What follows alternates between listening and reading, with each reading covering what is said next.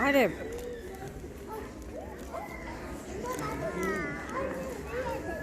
And for every tree that is chopped down.